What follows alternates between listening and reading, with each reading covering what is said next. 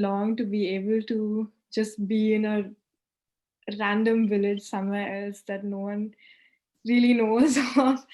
And yeah, That's it's got its interesting. ups and downs. So you had to learn how to live and do everything by yourself. Yeah, yeah. Yeah. So can you tell us what a day at work for you is like? So a typical day that I start at 6:30 in the morning. Oh Um, wow. we basically we wake them up, and all of the people that I work with, they go to workshops during the day, where they have like different kinds of workshops for they have a bakery, a wood workshop, and they have like a kitchen and they prepare meals and stuff like that. And so in the mornings after waking them up, we just help them get ready, and then we make breakfast for them and eat with them, and then they all leave for the workshop. And then I have classes for about 3 hours till it's lunchtime.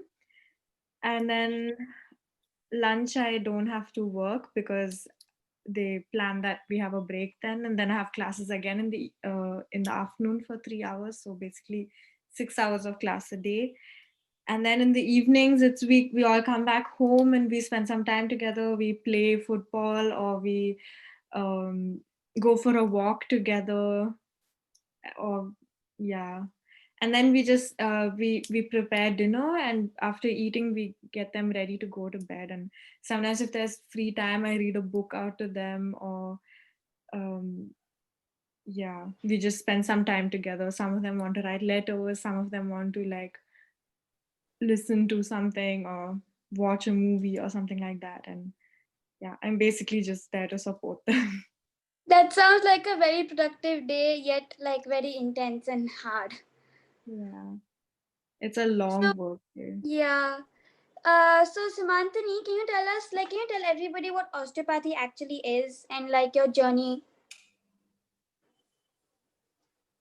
So, osteopathy is a form of medicine in which the practitioner, so the osteopath, is trained how to use their hands to be able to uh, work with the issues the patient comes to you with. So, and in osteopathy, you're not really working with one system. Like if someone comes with a stomach ache, you're not just going to say, "Oh, I'm going to fix the stomach ache," but you're going to help the patient find the root cause of that stomach ache.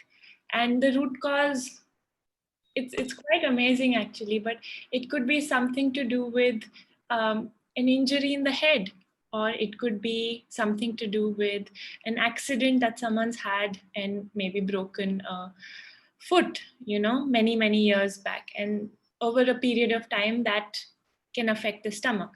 So we are like detectives in one way, or investigators.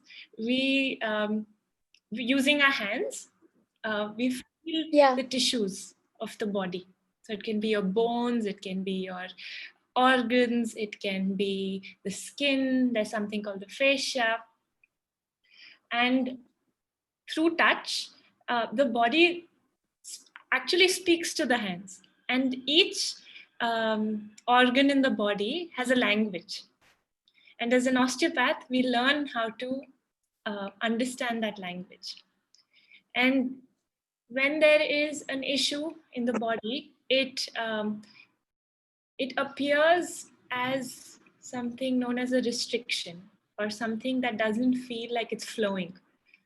So when we take these restrictions out, then um, there is a feeling of rhythm and flow. So, for example, if you have, I'm sure most of us have seen rivers, or been close to a river, Yeah. or inside the river as well. So when there are rocks, in the middle of the river or wherever you are, you see that the water doesn't flow smoothly. So there are some parts of the river that flow smoothly, and then there are some parts where it feels like things are stuck. Yeah. So as an osteopath, what we do is we help to remove these obstacles in the way. And then there is something within our body that does the healing. As an osteopath, I'm not the one who's going to heal the person. The person heals by themselves. Another small example I could give you is that when someone comes to you with a cut on the hand, right? Um, as a health practitioner, all that I can do is either clean the wound or stitch it up or put a band-aid on it. Yeah. But I can't tell the cells or the body to heal. Each person will take their own time to do it. So maybe a young person will heal within a day, and someone much more older or someone who's not so well may take a week. So the question is, what is that within each person that is causing this body to heal, right? So, Yeah. so that thing, that mysterious, very, mysterious thing is what we allow to flow through the body by lifting all these obstructions out of the way. Does that make sense? That's a very interesting explanation, and it's kind of like interesting to understand your perspective on it. I had a few osteopathy sessions myself because I had migraines, so it helped with that. And when I was getting it done, I could feel like the touch of the person and how it felt like it was automatically flowing through my body. And like I should tell you, if anybody wants to get an osteopathy session done, I highly recommend it. It feels really good. And like it was so amazing how one thing was just linked to another. So if I went for my migraines, they told me the root of my migraines, where it all started. And like if I'm having a migraine, my foot might hurt because of something. And like I understand how it's all linked, and that was very interesting. So what like got you interested in osteopathy? So when I was 16 years old, interestingly, I visited Sahiti Auntie's center. And there was this amazing lady called Ambreen. And she was taking osteopathy sessions at Sahiti Auntie's center. And I was suffering from migraines and my throat would swell up, especially when I was stressed out during exam times. And I was in so much pain and I was very upset around that age. So Saiti Auntie mentioned that maybe Ambreen could do something for me. And when I got 2 sessions from Ambreen, I never have, the 2 sessions, I've never experienced any of these sinus problems or migraine issues or throat swelling up. And it was magical. Even to have someone touching you in the way that she did, so respectfully, in such a it was very special, and someone who could understand what I was going through and Yeah. my suffering, which nobody else was able to. When I went to a hospital, they said you might, and they did scare me a little bit. They said something like you might have some sort of a cancer, right? And so these things are not quite understood. Like the issue that I had, I won't explain it here, but they're not quite understood by all the doctors.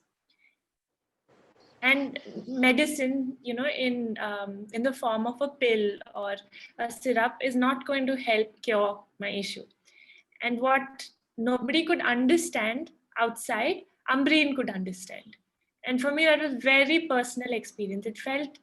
I felt like someone understood me. And I think that's what that experience made me want to study osteopathy. Yeah, osteopathy, like when you get a session done, it's like the person knows exactly what's wrong and how you can fix it. And it makes you feel like special and that somebody finally really knows what is happening. Yeah, Some, exactly. yeah. That sense of Samira, relief. yeah, sorry, what were you saying? No, I was saying that sense of relief that you get when someone recognizes that, oh, you're Yeah. going through this problem. So yeah, that's what What do inspired you me. what do you think about osteopathy, Samira? Like what is your take on it? I think it's definitely something great. Because it's so true. Like our bodies are so connected. Like our body is so connected to one another. I mean, each part of it. So even I've experienced the same thing, like when I had really bad back problems, and it was just a complete reflection of my mental state and how I was actually doing in my mind. And so I think it's great because sometimes, most of the time, if you go to a doctor, they just prescribe you a bunch of medicines that just kind of suppress the problem. And that's not, I don't think that's the most productive or the most sustainable way of going about it. So it's great that that there are people who you can go to and work on like a deeper issue like that, and even like find the connection of where it's coming from, because I agree. sometimes you might not realize that, actually I'm not doing well or I'm really stressed. And it helps when someone points it out to you and says, actually, have you been really stressed? And then you look over it and you're like, oh yeah, actually, there's so much going on. And Yeah, we just tend to like push ourselves to our limits sometimes, which you don't shouldn't always have to do. Yeah. that's very interesting. Yes, I agree. Can you tell us a little more about what social therapy is, like the whole subject? Right now I just finished my first year of studying, and I think the amazing part about what I study is it's like an integration of every part of our lives. That they've designed a course that includes things right from caregiving and illness to law and economics, and it's just a crazy variety of subjects that I'm learning. I don't think the name social therapy is actually very accurate, and it's actually gotten a lot of critique for the way that it's been named, because I am actually not providing therapy. There are people with disabilities, and a disability is not something that can go away. And therapy is actually something that is used to make something go away.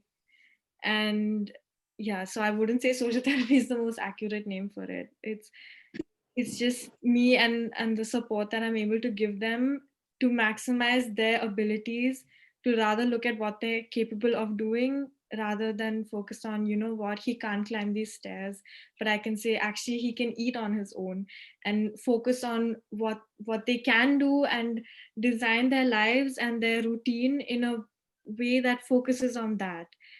um, just the same way that I have these certain traits, and I'm patient, or whatever these traits that I require for being a social therapist. And I'm just making use of them. So I wouldn't go to a bank and work in a bank because I can't do math. um, and it's just about the same thing, like the same way that we all get into jobs that we're good at. And yeah. Yeah, so I think like social therapy, like basically it's trying to understand people and what they're going through and connect with them on different level, right? Yeah. So, when you started first helping out these adults, was it very heavy on you, and how did you like take it? I think every day in a community like this is so different, and you can never anticipate what tomorrow's going to be like. And it's just, there are, so that's got its good parts and its bad parts. You can't anticipate that someone's going to get really upset today and throw things around or something, but at the same time, once it's over today, you can be sure that you can go back to work tomorrow, and it'll just start completely afresh. And that yeah, that really helps in some ways. I can have a really bad day, and the next day everything's going to be fine again. Yeah. That's really interesting. So, do you like I'm sure taking care of adults and like so many of them, you probably do have help, but like, did you have to? Were you always? I know it takes patience and like you need to be calm and collected. So, did you always have that quality trait of being patient, or did you have to like acquire it? um I don't know if I had that, but I can definitely say that now I do. um it's not only patience, and I think one thing I've learned through my job here is that it's so okay to feel human emotions, and you should, rather than fight them, or rather than think, why am I angry today, or why am I in a bad mood, just accept it, and it's just accepted as completely human and completely normal.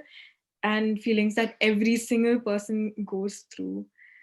Um, yeah, so sorry, can you repeat what you said? I No, think I got I was kind of just startled. asking. No, it's okay. It's complete. I was just asking if like how did you deal with everybody? Like I'm sure when you first started it was very tough, but then you got used to it slowly. How was that for you? Yeah, it's always a matter of just getting used to it, even getting used to the people around you. Um, and it, like I said, it just happens. I mean, if as long as you've got the energy and the will to make it happen, it's going to be possible. That's I right. think I was That's just yeah, I really agree. motivated when I started, and I still am. Like I feel really motivated to do the best that I can, and I think that's really all you need. I agree. So, Simantani, when you first started social therapy, like how did you feel? I was so excited. I think I used to cry every day out of excitement because there was so much that I was learning that I had. Well, I was exposed to it a little bit in India and even in the community that the Friends of Camp Hill in Bangalore. But this was at a different level altogether. Living in the community and studying at the same time. So your question was, how did I? Sorry, How did you feel while you were doing social therapy? how did I feel? I was always in awe. My first year studying social therapy and working in that setup, I was in so much awe. Um, we learned about the seasons. We learned about how the seasons affect our mind and also, our entire being. Um, and how creating a space can affect you, how listening to people can be so healing. So, again, it's not taking away somebody's problem, but how you can support someone. And, the laws behind it or the recipe behind it to make something so magical happen. My first year of social therapy, I remember I would laugh so hard every single day because you realize that when you work with people who to us it may seem like they're really suffering or they're going through a bad time, but when you live with them and you realize that it doesn't have to appear like that, like it's a bad thing that someone is going through whatever difficulty they're going through, and how you can be humorous about it in a respectful way, and how Yeah, that supports each other. Because for me also sometimes I would lose patience if someone decided to throw sauce in my hair, or if someone decided that they didn't want to go to work and they just wanted to stay in bed and eat candy. And I could lose patience, but on the flip side I also realized that you could laugh about it, and I had to learn this.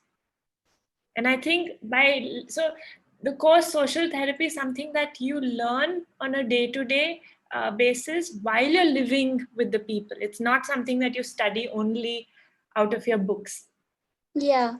right? So because everything was so experiential that I had to learn how to be humorous in very difficult situations, and how that would make me stronger. So So it's overall, like looking at the same situation from two different perspectives and yes. choosing which perspective you want to look at it. Yes. So shifting your perspective, and in such difficult situations, I think that made me feel the strongest. And yeah, I had a blast. It's That's really nice to so hear. important, I feel, to learn how not to make everything only about yourself, but to also learn to live with other people. So and sometimes it can be very extreme, no, you only do things for other people, and that's when you can feel unwell yourself, or you only do things for yourself. So I think doing that course and living with the people that I live with, I learned that there's always a balance that you can create.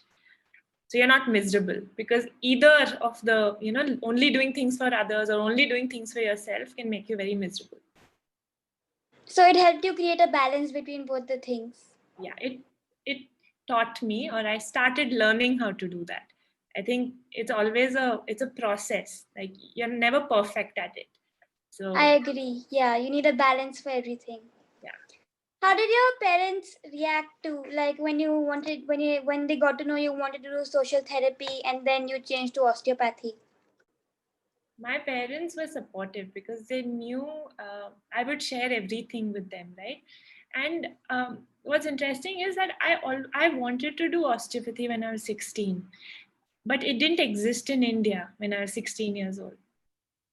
So I looked for the course all over the world, and it was quite expensive. And also, the banks wouldn't help me to fund the course, because if it's not recognized in India, they're not going to give you the money to be able to, study the course. So that it was a little seed, this idea of doing osteopathy, that was planted when I was 16 years old. But I let it go. And then when I decided to come back from the US without really having a plan as to what I would do next, um, someone mentioned, actually, Sahiti auntie mentioned, that there was this osteopathy course, the first bachelor's course in osteopathy that started in India. And I was a little shocked, because before that I was again scrambling and searching for osteopathy courses in the UK. That's where my sister lives. And it didn't click with me. But when I came to India, and it's almost like osteopathy forced me into doing, studying osteopathy. Like, it called me, and I was trying to uh, what's the word, I was in denial. I was like, no, this is just, I didn't want to study with people who were much younger than me. I was 23 when I came back. And but it's such a joke, because it really doesn't matter how old you are or how young you are. It's about Yeah. the subject eventually. So yeah, when I came back, I was called, I was compelled to do the course. So my parents were quite stunned themselves, that it's like everything clicked, and it was too much of a coincidence that It was even, like a calling. yes, exactly. So you can't not listen to these signs. And my parents were quite prepared. That's really nice. So, Samira, how did your parents support you when you wanted to do social therapy? Yeah, definitely. My parents have been really supportive of all my decisions, which I really appreciate. And I think it's just about, I think they see it in a way that it's my life journey and my life path, and I'm just kind of doing what I need to do, and the fact that it's something I'm enjoying and good at is the most important part. Yes, I agree. Like, as long as you're enjoying what you're doing and learning something. Yeah. So, do you learn something from these adults you work with? Like, what is something they've always, like, without knowing, they've taught you? I think definitely the most important thing I've learned here is how important the most basic human emotions are, like um, compassion and love and honesty. And sometimes when we form relationships with other people, we focus so much more on the other, like what I would in retrospect call the less important things, like the mutual interests you share or something like that, when honestly when you interact with other people, these basic human emotions are just really all that it really takes to have a good relationship to someone. And and when you're able and you learn how to give them, and you learn how to, the honesty of it all is just really important. I think that's something they definitely don't realize, is that how honest they are and how honest working with them is. It's probably a cliche, but it's really true that they can't hide it when they're upset with you or upset about something, but they can also forget about it so fast. There's no holding grudges, and these are just things that I've learned to value more than I definitely ever did before. Um, and yeah, I think that was the most important thing I've learned. Yeah, I think that's so true. Like basic emotions, and I agree with you that you need, like, I think working with them, like, it's really important that you realized how important emotions are. And I also had one more question. Do you know how these adults ended up in that community? Like, did their family put them there, or did they find themselves over there? Yeah, most of them have studied in these, like, since they were young children, have attended schools that are similar to the institution that I work in, that were basically for children and younger people. And I'm familiar with these places because I lived in an area last year that was really close by to all of them. And it's just a set of camp hills in the same area, and most of them have grown up there, and then eventually when they become like a little too old or they finish their schooling and stuff, they move on to different institutions that are made for adults who go to the workshops to work. And they all have very supportive families, or the ones that have families are mostly very supportive, who come and visit them and regularly, and take them home over the weekend sometimes, and take them on trips. And I've gotten to meet a lot of their parents, from like an open day that we have, that the parents are like allowed invited to. And yeah, it's really beautiful. I had an assignment once about writing a biography for one of them, and so I got to interview his mother and ask her all kinds of questions about how he grew up and what it was like, and basically just writing his biography. And it was so beautiful. Like, I used to get tears in my eyes hearing about the way she like saw her son and took care of him so well. And it was just really beautiful. I think most of them who are like still younger have families who, yeah, who they visit or visit I them. think that's like so beautiful and inspiring, and it's such a great thing you're doing. And I have a feel like I know that you, like, when you're talking about them, it seems that you have a very special bond with all of them. Yeah. Yeah, that's really nice. So, Simanthani, I have a question for you. Like, when you were doing osteopathy, when you were studying, did you get to like do like work on somebody? Like, did you have a patient? Yes, so I'm still studying osteopathy. I'm in my third year, and in the first year, we were allowed to practice on each other, and also do some of the things that we learned, the techniques we learned on our family members. But in the second year, and well, we're meant to even now in the third year, but since the lockdown's going on, I'm at home and I'm doing online classes. But we were allowed to work with patients. So every day for an hour, or every other day in a week, so about 3 days or 4 days a week, we were allowed to call patients with not very severe issues, but with issues that we could help them, relieve them a little bit, or yeah, talk to them about. That's interesting. So, at like such a young age, how did the idea of like doing like space of service? How did it get into your head? Like, were you always a person who wanted to help out people? I always wanted to do something with medicine.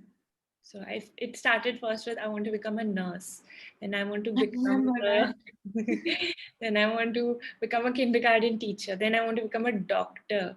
And but I tried doing the coaching classes for medicine, and I wasn't cut out for it.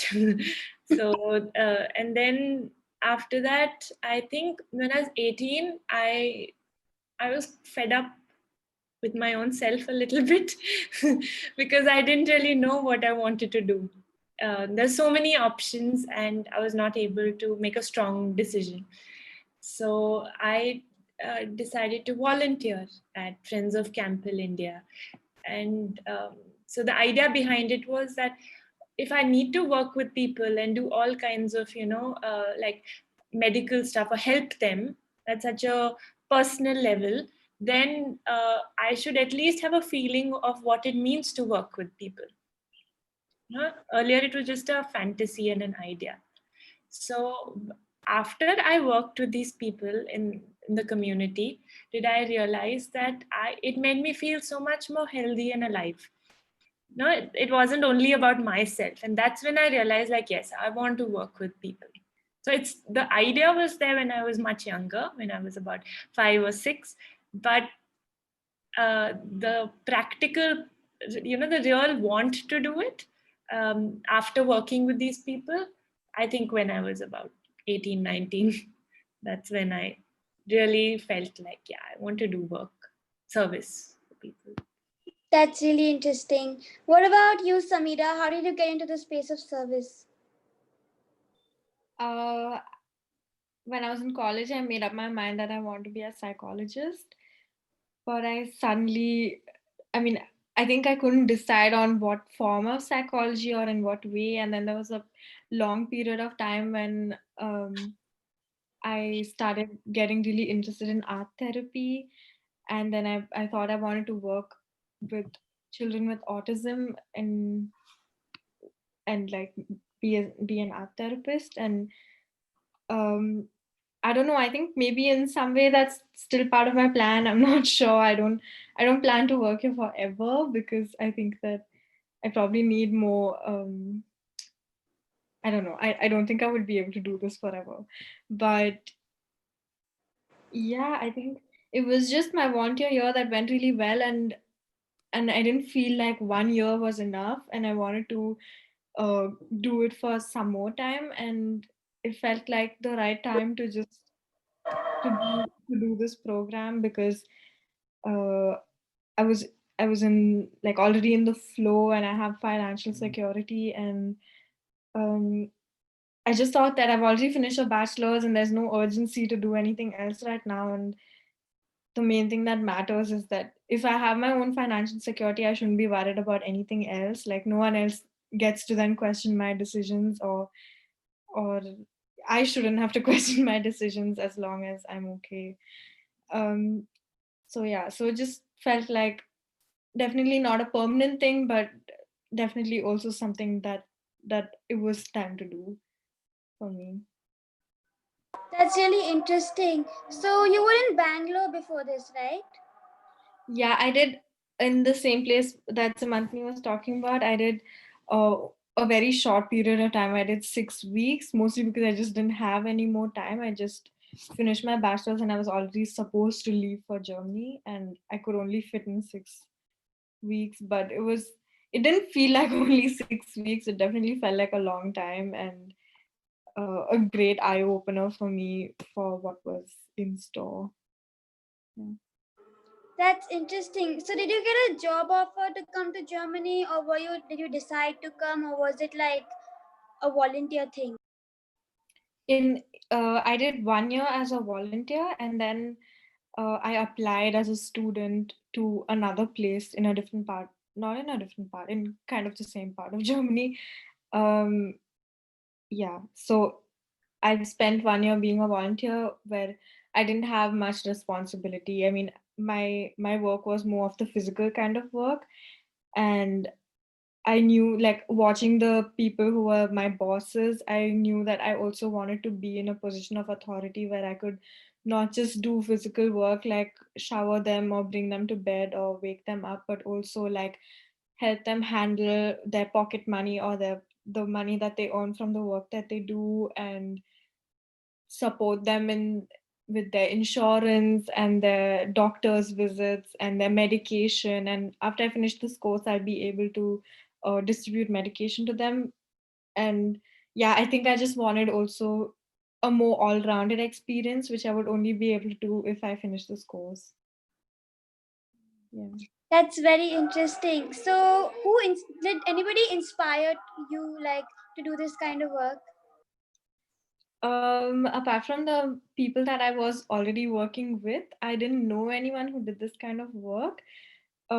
Frances, the lady who runs Friends of Camp for India in Bangalore, I remember her telling a couple of stories about her experiences from when she was much younger and also working in Europe. And it was it was inspiring to see how she saw the people, like from her perspective, which helped me also broaden my own perspective. um I don't know if I have just one particular inspiration. It's probably just more moments of particular interactions I've had with people who do it, like my bosses here, or um yeah. That's nice. Who is your inspiration, Seemantini? For osteopathy or generally For for you? osteopathy. For osteopathy. I think since I had this session with Ambreen, and that was the only time I actually knew about osteopathy, and it was such an excellent experience. I think she was my inspiration. And now, of course, I have many teachers who are brilliant with what they do, and so yeah. That's nice. So, how is, like, I know you're still studying and you're not almost done, but has this lockdown or pandemic affected your work or studies? Yeah, for sure. Are you Um, having online classes? yeah, we have online classes. They're very convenient to do from home, but I think they can be a little tiring sometimes to sit in front of a screen for like 7 hours at a stretch, Yeah, 6 hours at a stretch. So yeah, it's been a little difficult, but also um, there are, you don't have to deal with things like walking to your college mess to have your meals. You don't really have to um, wash your clothes so often in yeah, college. And you don't really, yeah. So I have a lot of time on hand to study and just work. I think that's what I wanted to do because college experience is so much fun. And especially the campus I live on in Orissa, Cuttack. It's a beautiful campus, and it doesn't really let you study because you want to spend time with your friends and you want to go for walks, and it's a very beautiful place. So I think the study part I've started to get into ever since the lockdown has happened. that's interesting. What about you, Simran? Like, has this lockdown affected your work? Yeah, definitely. In some ways, not, and in some ways, yeah. So people with disabilities cannot just, you can't just not go to work, or you can't just not um, take care of them because it's something that they need all the time. So in that way, it didn't change. Although their daily schedule changed, and I think it was harder for us as employees or workers or whatever you want to call us, to try to explain to them what was going on and what this virus is, and what really was going on in the world, and how serious it was and stuff like that. And they all dealt with it in different ways, and some found it easy to settle into the new routine and just let things happen the way that they were happening, and some weren't really able to deal with it. And we just have to have like more we just take more hygiene measures right now, like we all have to wear a mask during work, and things like that, which can get kind of tiring if you're spending like 12 hours a day with them when you're wearing a mask for 12 Were they hours. able to understand the situation? Not all of them, and each of them in different ways, but yeah. um, I would say right now in Germany, at least, it's not so bad anymore. Things have lightened up since about May and June, and so things are getting back to normal. Have been getting back to normal for the past couple of months, and the peak that we faced was more in April and the beginning of May, I'd say. And yeah, so it's actually good for us that things have settled down now, and we're able to get back to normal stuff, because now it's the summer holidays for them. And yeah, it's just much more relaxing when they can do things the way that they're normally done. And So, if you had to tell like teenagers like us three inspiring things, what would they be? You mean like incidents or? It could be like incidents or like something that took place while you were figuring out your future. I think I have so many moments at work where I just laugh my eyes out. Like I have like tears in my eyes from laughing so much, or I just feel so touched when something's happened. And the thing is, every time something like that happens, I just feel like, oh, I have to write this down so I don't forget it, because it's just such a beautiful moment. And the thing is, I don't get to write it down in that moment, but they happen so often, and this is what keeps me going, that I know that okay, today maybe I'm not going to remember this exact same thing, but just tomorrow or just next week something as beautiful is going to happen that just touches me so much. And that's definitely the most, yeah, the most precious part of my work, that, yeah. Taking in the small things. Yeah, you really appreciate the small things. Thank you. So, what about you, Seemantini? What are three inspiring things that you would like to tell the audience for our future? Teenagers specifically. I think that no point in stressing out, when you're 15 or 16 or 17 years old about what is it that you're going to do next. um, and I think it's important to have these work experiences, and that's what's going to inspire you, or let you know if this is what you want to do, or like for example, work with people, or do you just want to sit with your books and study, or do you want to do something practical? So for me, I think inspiration would come from trying to have more experiences. I And agree. Yeah. and I think I was very lucky to have all small exposures to, for example, the work that I did as a volunteer. And then I also had this exposure of meeting so many healers, right from the people who do extra lesson, or people who are therapists in Camp Hill. You have massage therapists, you have physiotherapists, you have doctors. So I think what's inspiring is to meet people and talk to them. And if you're interested in something, then to have these conversations. And I think that also gives you the confidence not to stress out about your future. Yeah. Like this journal that you're doing, such a great idea. Thank you. And So yeah, I think those are very inspiring, and I know I am really into psychology, and I want to be a psychologist and a healer when I grow up.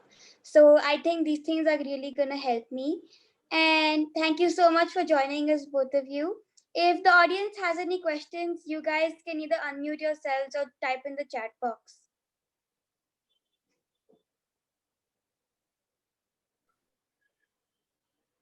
Do you guys have any questions? I see a question from Saiti Auntie.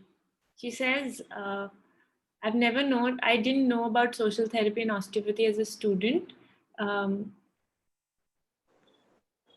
I didn't know something like this existed. How did you get to know about it? Yeah. Is that Okay, question? so yeah, like how did you get to know you were allowed, like where you were supposed to explore? I don't know. These things come to you. I think because of the exposure that we had, the kind of schools we went to, and meeting Saiti Auntie. She has this space where so many different therapies and, different kinds of healing modalities have come together. That's where I found out about osteopathy. And Camp Hill and social therapy happened because I decided to volunteer at this place that I heard through a friend. A couple of my friends had volunteered there. So on going there, did I find out about this course called social therapy that was being taught in the US. So Can you tell us a little bit about your friends of Camp Hill? You want to go ahead, Samira? Okay. I don't know if how much time you spent there because I didn't spend so much. It was a it was a really special experience for me. It was a really small community, but I remember I felt so comfortable there. Like right from the first day, I felt really well adjusted and very welcome. I think it's definitely, even for people who are probably not particularly interested in working with people with disabilities, it's still definitely an experience worth having. And you just learn so much that I I went there without the intention of learning, and I just thought that my entire work there was going to just be me contributing the whole time. And I just really didn't expect to leave with so much that I'd learned. And that was the most amazing thing for me, that I just didn't expect to take back so much. I don't know how I hadn't thought of it that I myself would learn something, but I just really learned so much. And it was definitely really tiring. I think the work hours there are much more than in Germany, because I think in Germany they focus a lot on laws and the right way to do things and things like that. And in India, it's not so common. Like I think everyone just works till they're at their limit. And so I remember feeling exhausted and just like feeling like my mind was dead because I was so tired. But and I didn't find that sustainable. Otherwise, I think I might work there again. But I just found that it wasn't sustainable for me. But otherwise, it was like a beautiful experience. I'm Yeah. glad. So, would you recommend Camp Hill to somebody who wants to get into social therapy? Definitely, 100%. I think even for someone who doesn't want to get into social therapy. Yeah. Because the work So, itself. Sorry, I wanted to add the no, work. no. What were you saying?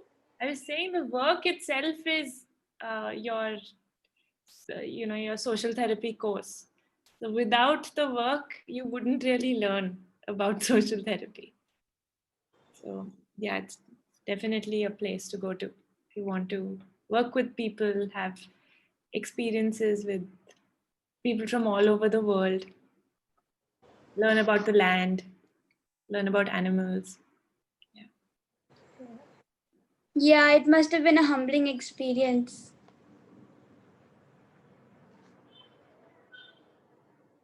Yes, for sure. So, our time is getting up. Does anybody else have any other questions about osteopathy?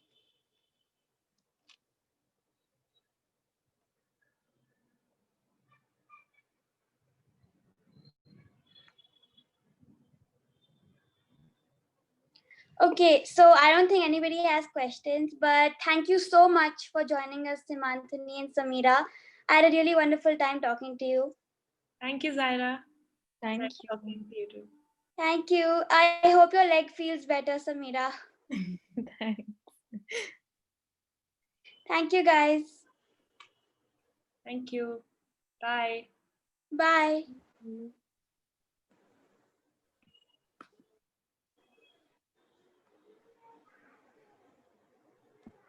So we have another session tomorrow.